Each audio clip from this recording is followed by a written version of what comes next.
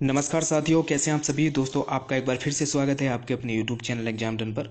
मेरा नाम शोभित है दोस्तों, और आज आपके सामने एक बहुत इंपॉर्टेंट टॉपिक पर मैं डिस्कस करूंगा। अगर आप यूपीएससी या फिर किसी भी स्टेट पीसीएस की तैयारी कर रहे हैं तो आपके लिए ये टॉपिक बहुत ज़्यादा इंपॉर्टेंट है। ज्योग्राफी से रिगार्डिंग आपसे सारी बातें रहेंगी। चक्रवात आखिर बनते कैसे हैं, क्या चक्रवात होते हैं। दूसरी बात दोस्तों, ये चक्रवात जो दक्षिण भारत में आते हैं ये सर्दियों के महीने में क्यों आते हैं। उस टाइम पर भारत के नॉर्थ रीजन में सर्दियाँ पड़ती हैं और दक्षिण भारत में चक्रवात आपको देखने को मिलते हैं। तीसरी बात दोस्तों, इसमें चक्रवात के जोन में कौन कौन से क्षेत्र में कहाँ कहाँ पर चक्रवात का नाम दिया जाता है, इनका नामकरण कैसे होता है, ये सभी की सभी बातें इस लेक्चर के माध्यम से मैं डिस्कस करूंगा। अभी हाल ही में जो चक्रवात का नाम दिया गया है वो म्यांमार के द्वारा मिचोंग नाम दिया गया है। इनके बारे में बात करूंगा, आखिर रीजन वाइज किस प्रकार से इनको नाम दिया जाता है। चलिए दोस्तों शुरू करते हैं। अगर आप यूपीएससी या फिर किसी भी स्टेट पीसीएस की तैयारी कर रहे हैं तो इसी प्लेटफॉर्म पर मैं आपके लिए करंट में जो भी इशू होते हैं उनको डिस्कस करता हूं। दोस्तों सबसे पहले तो खबर को देखिए आप। खबर में क्या कहा गया है, तमिलनाडु में मिचोंग चक्रवात में भारी बारिश, घरों में घुसा पानी और सड़कों पर भी चल रही नाव। दोस्तों जहां पर भी तटों को इनको इफेक्ट किया जा रहा है वहां से लोगों को प्लान करके कहीं और दूसरी जगह शिफ्ट किया जा रहा है। लगभग 2,500 से 3,000 परिवारों को वहां से शिफ्ट करके दूसरी जगह शिफ्ट किया जा रहा है।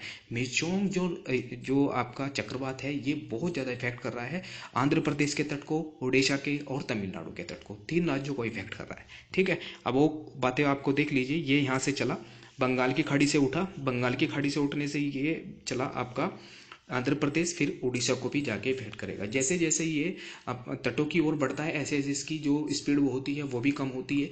आगे जब चला जाएगा स्पीड कम हो जाएगी और ये शांत हो जाएगा। ठीक है, अब दोस्तों आपके मन में सवाल आएगा आखिर ये चक्रवात बनते कैसे हैं। सबसे बड़ी बात आपसे ये रही। ठीक है, अब ये मिचोंग नाम की थोड़ी और बातें हैं। मिचोंग साइक्लोन जिस तरह से 3 राज्यों में कहर बरपा रहा है उसको देखते हुए इसे मिचोंग नाम दिया गया है। इस साल हिंद महासागर में उठने वाला मिचोंग छठा और बंगाल की खाड़ी में उठने वाला चौथा चक्रवात है।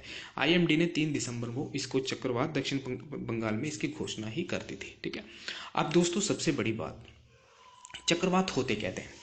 दोस्तों चक्रवात 2 प्रकार के होते हैं, एक उष्णकटिबंधीय चक्रवात, एक शीतोष्णकटिबंधीय चक्रवात।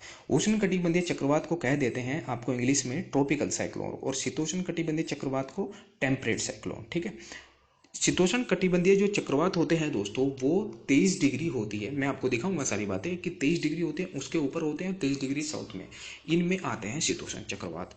अब जो ट्रॉपिकल साइक्लोन होते हैं वो जो इक्वेटर होती है, इक्वेटर से 23 डिग्री, वो अगर नॉर्थ में जाएंगे 23 डिग्री साउथ में जाएंगे तो आपको में ट्रॉपिकल साइक्लोन यानी उष्ण कटिबंधीय चक्रवात देखने को मिलेंगे। चक्रवात फॉर्मेशन कैसे होता है। चक्रवात का दोस्तों फॉर्मेशन ऐसे होता है, अगर आप समुद्र की सतह पर जाएंगे वहां का जो टेम्परेचर 27 डिग्री या 26 डिग्री से ऊपर हो जाएगा तो वहां पर जहां पर भी आपको टेम्परेचर हाई देखने को मिलेगा तो वहां से जो हवाएं होती हैं वो ऊपर की ओर उठने लगती हैं, और जहां से वो ऊपर की ओर उठेंगी वहां पर जो एरिया होता है वो खाली हो जाएगा, हवा से कम हो जाएगा।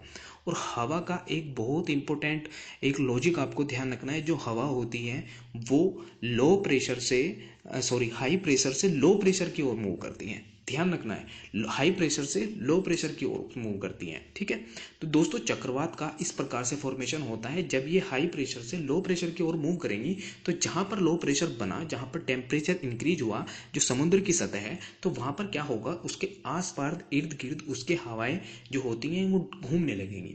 तो घूमने के साथ क्या होगा, एक बड़े फॉर्मेशन होगा, एक बड़े चक्रवात का फॉर्मेशन होगा जो आज आपके सामने में मिचोंग नाम से देखने को मिल रहा है। ठीक है, तो ये बातें आपको समझ में आ गई होंगी। अब दोस्तों आपके मन में एक और सवाल उठेगा कि जो ये चक्रवात होते हैं आखिर इनका फॉर्मेशन फिर ये आगे तट पर ही क्यों पहुंचते हैं, ये समुद्र की ओर क्यों नहीं चलते। दोस्तों ये तट पर इस वजह से पहुंचते हैं क्योंकि तटों पर जो होता है, जहां पर स्थल होता है, जहां पर आपका भूमि होती है वहां पर टेम्परेचर कम होता है। तो मैंने आपको अभी क्या लॉजिक बताया कि जो हवाएं होती हैं वो हाई प्रेशर से लो प्रेशर की ओर मूव करती हैं।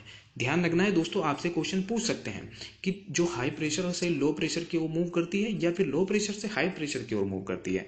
तो आपको ये बात ध्यान रखनी है कि हाई प्रेशर से लो प्रेशर की ओर मूव करती है क्योंकि टेम्परेचर जो सतह का होता है वो कम होता है। ठीक है, तो ये बातें समझ में आ गई होंगी। चक्रवात इसी प्रकार से तो तटों को इफेक्ट करते हैं। अब दोस्तों आपके मन में एक और सवाल आएगा कि ऐसे भी तो क्वेश्चन पूछ लेते हैं कि जो चक्रवात होते हैं उनके जो सेंटर में जो वायुदाब होता है क्या वो कम होता है, ज्यादा होता है। नहीं दोस्तों, सेंटर में आपका वायुदाब कम होता है और आपके जैसे जैसे बाहर आते जाते हैं वहां पर वायुदाब इंक्रीज होता जाता है। इस आधार पर भी क्वेश्चन आपसे यूपीएससी या फिर किसी भी स्टेट पीसीएस के क्वेश्चन पूछ सकते हैं। ठीक है, ध्यान रखना है कितना टेम्परेचर होना चाहिए, 26 डिग्री, उस कम कम से कम होना चाहिए, अधिक से अधिक कितना भी हो सकता है। तो दोस्तों कैटेगरी वाइज भी इनको बांटा गया है। अब दोस्तों एक और बात हो सकती है, आपसे पूछा जा सकता है कि जो साइक्लोन होते हैं हम किस प्रकार से उनको साइक्लोन मान सकते हैं। वैसे तो हवाएं जो समुद्र के तट होते हैं वहां पर चलती रहती है। जी दोस्तों, सबसे बड़ी बात, अगर आप 63 किलोमीटर प्रति घंटे की हवा का अनुभव कर रहे हैं तटों पर रहकर, तो उसको चक्रवात नाम दिया गया है। ये आईएमडी यानी कि इंडियन मेट्रोलॉजिकल डिपार्टमेंट के द्वारा एक आंकड़े दिखाए गए हैं कि अगर 63 किलोमीटर प्रति घंटा की स्पीड से कोई हवा तटों को इफेक्ट कर रही है तो वो कह देते हैं कि वहां पर चक्रवात की संभावना बनी हुई है। ये क्वेश्चन आपसे पूछ सकता है कि कितने किलोमीटर की स्पीड तक किसी चक्रवात को नामकरण किया जा सकता है। उसका नाम है दोस्तों 63 किलोमीटर पर आवर। ठीक है, आशा करता हूँ आपको पता चल गया होगा। अब दोस्तों आपके मन में एक और सवाल आएगा, ये टेम्परेट जोन जो होते हैं ये कहाँ पर होते हैं, जो ट्रॉपिकल जोन होते हैं वो क्या होते हैं। दोस्तों ये होते हैं आपके ट्रॉपिकल जोन। यहाँ पर भी क्यों होते हैं ये, क्योंकि यहाँ पर दोस्तों जो हमारा सूर्य की किरणें है वो सीधी पड़ती है। पृथ्वी दोस्तों कैसे है, 23.5 डिग्री रखी हुई है, तो 23.5 डिग्री पर ऐसे घूमती है, तो उसकी सूरज की किरणें सीधे पड़ती है, तो यहाँ पर क्या होगा, टेम्परेचर हाई होगा, वायुदाब कम होगा। ठीक है, जैसे जैसे वायुदाब कम होगा ऐसे ऐसे इन रीजनों में क्या आपको देखने को मिलेगा, समुंदर, और समुंदर से यहाँ पर आपको सबसे ज़्यादा साइक्लोन इन्हीं रीजनों में देखने को मिलेंगे। यहाँ पर इतने ज़्यादा साइक्लोन नहीं आते हैं, सबसे ज़्यादा जो ट्रॉपिकल साइक्लोन आते हैं वो इन्हीं रीजन में आते हैं, यानी इक्वेटर के नॉर्थ में 23.5 डिग्री और इक्वेटर के साउथ में 23 डिग्री। ठीक है, इस प्रकार से साइक्लोन का फॉर्मेशन होता है। यह एक बात आपको और ध्यान रखनी है, सबसे ज़्यादा इंपॉर्टेंट ये है कि टेम्परेचर का बहुत ज़्यादा इसमें रोल होता है। अगर टेम्परेचर इंक्रीज होता है तो वहाँ पर की सतह जो होती है वो वायुदाब वहाँ पर कम हो जाता है, जो भाप बन के सारी की सारी चीज़ें जो आपका पानी है वो ऊपर उठने लगता है, फिर उसके आसपास क्या होता है, हवा का फॉर्मेशन होता है, और जो हवा होती है वो हाई प्रेशर से लो प्रेशर की ओर मूव करती है। आशा करता हूँ आपको ये बातें क्लियर हो गई होंगी। अब दोस्तों जो रीजन वाइज हैं उनके किस किस आधार पर उनको कौन कौन से महीने पर कहाँ पर साइक्लोन आते हैं, ये आपको जून से जुलाई में नवंबर के महीने में ये आपको दिखा दे रहा होगा दोस्तों। यहाँ पर ट्रॉपिकल जो साइक्लोन होते हैं वो आपका हिंद महासागर में देखने को मिलते हैं, और जो टाइफोन आते हैं दोस्तों वो जो जापान के तट होते हैं उनको इफेक्ट करते हैं। इनका नामकरण अलग अलग है, नाम काम एक ही है। ये क्या करते हैं, हवा में मतलब टेम्परेचर कम होगा, वहाँ पर हवा घूमेगी तो जाकर किसी तटों को इफेक्ट करेगी। अलग अलग रीजन में इनका नाम अलग अलग हो जाता है। जैसे टाइफोन है दोस्तों ये जापान को इफेक्ट करेगा, और ट्रॉपिकल साइक्लोन है दोस्तों जो साइक्लोन होते हैं आपके समुद्र में, आपका जो हिंद महासागर है यहाँ पर आपको देखने को मिलता है। कौन कौन से महीने में आते हैं दोस्तों, अप्रैल और दिसंबर में। अप्रैल के अंदर आएंगे दोस्तों अरब सागर में, और दिसंबर में आपको अभी देखने को जो मिल रहा है ये आएंगे आपको बंगाल की खाड़ी में उठेगा। ठीक है, अब दोस्तों एक और बात आपके और दिमाग में चलेगी, जो हरिकेन के नाम से भी तो हम चक्रवात सुनते हैं। हरिकेन दोस्तों होते हैं ये अमेरिका को इफेक्ट करते हैं, जो कि प्रशांत महासागर और अटलांटिक महासागर में आपको देखने को मिलेंगे। जून में और नवंबर में ये भी आपको देखने को मिलते हैं कि जून में इफेक्ट करता है, अमेरिका के जो तट होते हैं उनको इफेक्ट करता है। आशा करता हूं दोस्तों ये सब बातें आपको क्लियर हो गई होंगी। अब दोस्तों कैसे रखा जाता है साइक्लोन का नाम। WMO यानी कि world meteorological organisation, united nation economic and social commission के सदस्य देशों दुनिया भर में चक्रवात आते हैं। ठीक है, जो उनके लिए नामों का सुझाव देते हैं। 13 देश बारी बारी से तूफान का नाम देते हैं। इस बार जो नाम रखा गया है वो रिपीट नहीं होता है, जो एक बार नाम रखा गया है वो एक बार रिपीट नहीं होता है।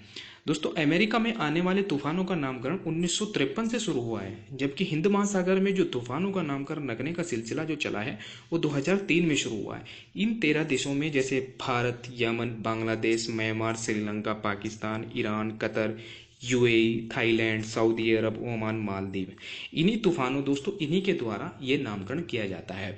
एक और बात मैंने आपको बताई है, अगर किसी चक्रवात का नामकरण होता है उसकी स्पीड होनी चाहिए दोस्तों 63 किलोमीटर पर घंटे की, तब जाके ये जो 13 देश हैं इनके अलग अलग से नामकरण देते हैं ये। ठीक है, अब और जो एक बार नामकरण दे दिया जाता है वो दोबारा नामकरण नहीं होता है। ये आपसे क्वेश्चन पूछ लेते हैं। ये है दोस्तों आपसे मतलब इनको अल्फ़ाबेटिक आधार पर इनको 13 देशों को अल्फ़ाबेटिक के नाम पर इनको अरेंज किया गया है। ये इस आधार पर नाम रखते हैं, पहले बांग्लादेश रखेगा, फिर इंडिया रखेगा, फिर ईरान, फिर मालदीव, अब म्यांमार का नंबर है। म्यांमार ने जो नाम दिया है दोस्तों मिचांग नाम दिया गया है। ठीक है, फिर उसके बाद आएगी ओमान की बारी। दोस्तों ओमान ने याश नाम दे दिया है, अब ये नाम रखेगा रिमेल का। ठीक है, पाकिस्तान के द्वारा गुलाब नाम दिया गया है। ठीक है। कतर के द्वारा भी दोस्तों शाहीन नाम दे दिया गया है।